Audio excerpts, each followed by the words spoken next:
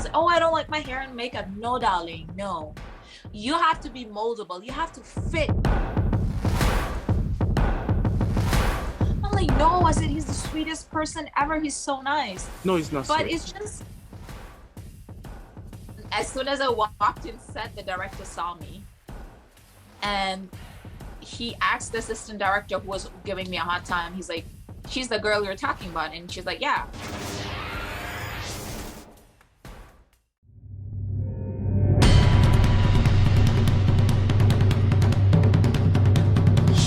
So tell us about how you evolved from the 10-year-old version of you into gradually becoming a professional actress.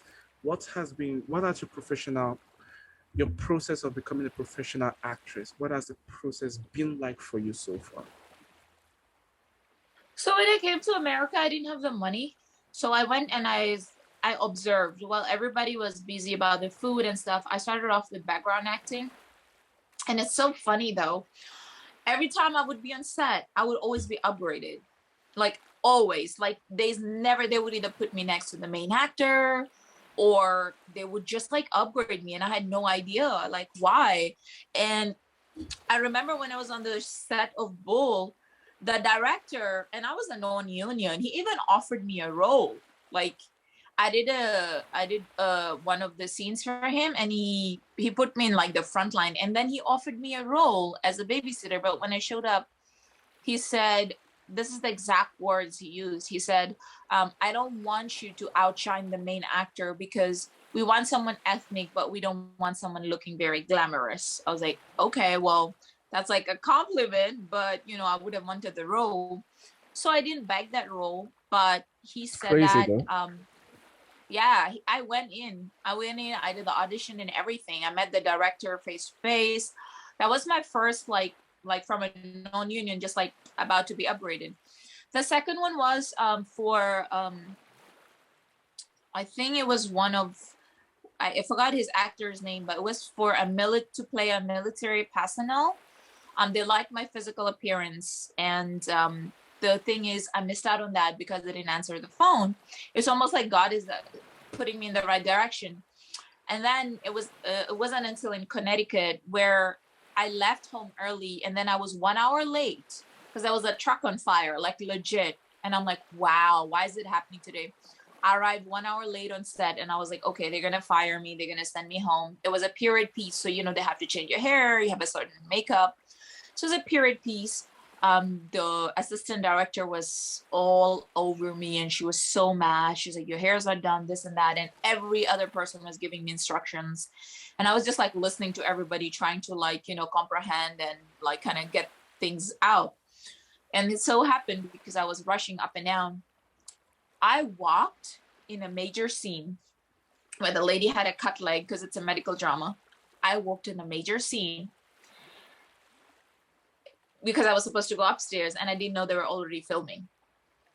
And as soon as I walked in set, the director saw me, and he asked the assistant director who was giving me a hard time. He's like, she's the girl you're talking about. And she's like, yeah. And I was like, oh, okay. So I thought they were talking about me, like being late and all that. So I go in a room, and there's like 5 people, and I'm like, oh my God, okay, great. Well, they're gonna send me home and stuff. Next thing I know, they have a contract and a script for me. They upgraded me to play an actual doctor on The Good Nurse. So that's how I got my SAG. I have IMDb credit. I played an actual doctor, an actual show, and I was like, wow. And then it's the same thing goes for Dr. Death with Alec Baldwin. So this thing is, I genuinely didn't. It's not that I don't know who Alec Baldwin is, but when I walked on set, he was in his almost like pajamas, and he had like this shirt, he had his beard, he wasn't like all groomed. I think it was very early morning, so we're there for the practice run. It's a medical drama. So I walk in, and I have a medical background, right? I did a BSc in science and nursing, and I did respiratory therapy. So walking, and he's talking about this medical stuff, and he's saying like some of the things wrong. So I had no idea. I walk in, and I'm like, no, you don't say it like that. I'm like trying to teach him the medical thing, and I had no idea who this old guy is, right? And then the director comes in, and he's like, oh, who's this girl?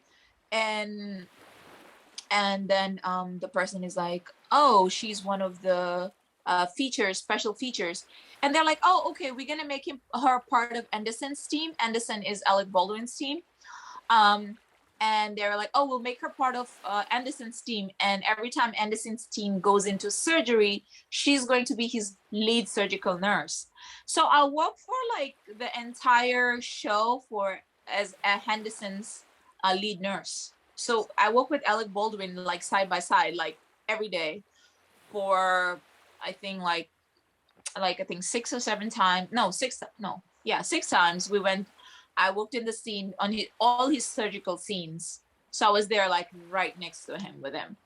And then, it's so funny. Yeah. I used to talk to him like all the time, every day. And it's just, and the first thing people ask me, they're like, oh, how is he? Is he mean? I don't know if he is mean. I'm like, no, I said, he's the sweetest person ever. He's so nice. No, he's not. But sweet. it's just, yeah. And it's just so nice that when I see that even like lead actors are not perfect, they can forget scripts and they can forget things too. It makes me feel good. Like, okay, it's okay not to be perfect, because Dapo, you know me personally, I'm a perfectionist. I want to do everything to the T. Yeah, we talk about that too. So, it's always good to find perfect imperfections. And I think that's how I got my SAG, actually. I think I was one of those people, I didn't have money, but I chose the smarter route. I was like, I'm not going to go to Film Academy and spend this much money. You know what I mean? Mm-hmm. I was like, here's the truth, Dapo. I know a lot of people from acting school who do not know how to act. The truth is, like Shakespeare said, this world is a theater and we're all actors, right? We all have our own stories. So either you're an actor or you're not. Over time, I developed skills. Like right now, I'm taking martial arts because I want to be like in action films. I'm pushing my boundaries. I want to join gymnastics so I can do flips. I'm learning dancing. I want to be that ultimate person that one day, just like, the director saw me, it could have been anybody, but he's like, this girl, like, it was my moment to shine. I got my SAG. For God's sake, I'm part of the guild. So it's the same thing. And it made me realize, because I always stood out from everybody, and I realized that there is something special about me. And when I do go on set, I always tell myself, like, I'm going to be noticed, like carrying that aura in you, like, how do you walk? Like when you walk, how do you talk? When you talk, do people listen to you? I don't know if you have noticed, but when you're talking, a lot of people are like, ads. Don't talk like that. Talk with confidence. Don't add those, exactly. Don't have fillers. Be confident when you speak. Make eye contact. How do you talk? How do you listen? Listen is like, we have 2 years, right now we're having an interview. So, we're to talk over each other and we kind of like try to get the point across. But in actuality, when someone's talking, mindful listening is very important. And I think that's how you get forward. And they say that no matter how good you are, even if you're better than the master, you never overshadow them. So that's what I do when you go on set. Listen and try to mold yourself into what they want, because they have a certain mold. And if you don't fit the mold, you're out. That's it. That's the goal. That's the key to be an actor. You have to be moldable. It's not like, oh my God, if I fell in the dirt, then my hair is still good and fly. No, you fell in the dirt. You have to be dirty. It's not like, because I know a lot of, because I used to do modeling, so I've been on set with models too, and they'll say, oh, I don't like my hair and makeup. No, darling, no. You have to be moldable. You have to fit in what they want. They want a character. They don't want Sheetal Dio. They don't want me. They want Karen or Rachel or Trisha or whoever the actor is. They want a bubbly, fun person. You mold yourself into them. They want a sad, psychotic. You mold yourself. You have to be moldable. And the thing is, a lot of actors struggle with this. That's why a lot of actors struggle with emotions, is knowing when to tap out of that. Especially if you're playing something psychotic, like the Joker. The guy said it took him like almost a year or something to tap out of the emotion, because he was so into the Joker, like, yeah. Heath Ledger? Yeah, Heath Ledger. He said it almost felt like he was that. So sometimes, like, all these emotions are within us. So sometimes you have to tap out of it, knowing when to, like the Meissner technique, knowing when to tap out of it, you know? And I feel ethnically, and you would agree with me, I feel like people who are of Indian descent, people who are of African descent have an easier time tapping out of it because we've gone through so much shit growing up. Our parents have said so much things to us, you know? Most people don't know this, but when you have a negative self-talk, it's actually the thing behind your brain. Think about it. The things that your parents used to say to you is the negative self-talk. Because remember, those things you didn't know. Those things came about because of what you heard, and your brain has analyzed that. And that is the reason why I always say this. People can agree, call me whatever you want, call me racist, whatever you want. But a lot of ethnic people have easier time coming out of a character and not having mental disturbances or, you know, emotional disturbances than people who are Caucasian. Because Caucasians growing up, they didn't deal with the things we dealt with. You know what I mean? Mm-hmm. Our parents, the things they used to, we were never good enough. The things they used to say to us, they used to beat us with whatever they found, stick, wire, spoon. You know what I mean? So it's like you build thick skin, you know? So like little things like, oh, going in and out of character is like, so it's like that. But I have noticed this, and this is a fact, and people will tell me that a lot of, you know, there are some Caucasians who do because they had things happen in their life.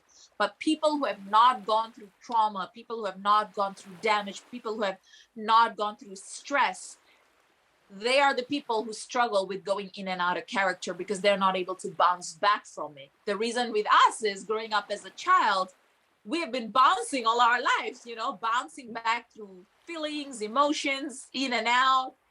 And that's why for us, we make like a stronger characters and we come out easily. And that is the reason, that's one of the things that I always was like, oh my God, what if I have to play something psychotic and this shoot goes on for 6 months, you know what I mean? Or 7 months. Am I going to be able to come out of the character? Absolutely. Maybe snap out of it. See, I'm the kind of person, I could love someone for like 4 years, but one wrong thing and you're like, it takes me one day to get over someone. As crazy as it may sound, and that's how I know. And I think people may not realize it, but I feel like nowadays people are so like snowflake, you know? I think it's very important to teach your kids to build a thick skin. And to be an actor, you have to have a thick skin, because if you don't, very soon you're going to be trampled over, you're going to have emotional problems. You know, look at how many actors have committed suicide, you know? Mm-hmm. Think about it. Mm-hmm. Actors having emotional, actors having therapists, actors going to, you know, rehab and all that, because they don't know how to handle these emotions, and the society doesn't help either, you know? Yeah. And I think that is one of the reasons why you have to have thick skin. To be an actor, build thick skin, because if you don't, you're going to be hurt. And that's a fact. Yeah, you said something really, really super ideal, especially when you said an actor needs to be moldable. That's really true. You need to be able to snap in and out of different emotions. And this is the part where I give a lot of credit to a lot of actors out there that I've seen on screen, that I've worked with, because it's never easy, you know. Um, and what you said about Caucasian, I remember I was working with this lady on set once, and the character was a broken character. But this lady is a strong woman, and she would come on set and she would give me this strong version. And I'm like, okay, this character is a broken woman, but she couldn't relate. She is great at what she does, but she couldn't relate with the character because that is because of the fact that this is what she knows, this is what she's used to. So she couldn't relate to that much brokenness. So she couldn't go into that emotional space and then come out of it. So an actor needs to be like, flexible, adjustable, be able to be the character and bring out exactly what fits the story, the character that really fits the story. Um, that's a very good thing that I think most young actors should really pick up and use on their way up to on their way of growing up.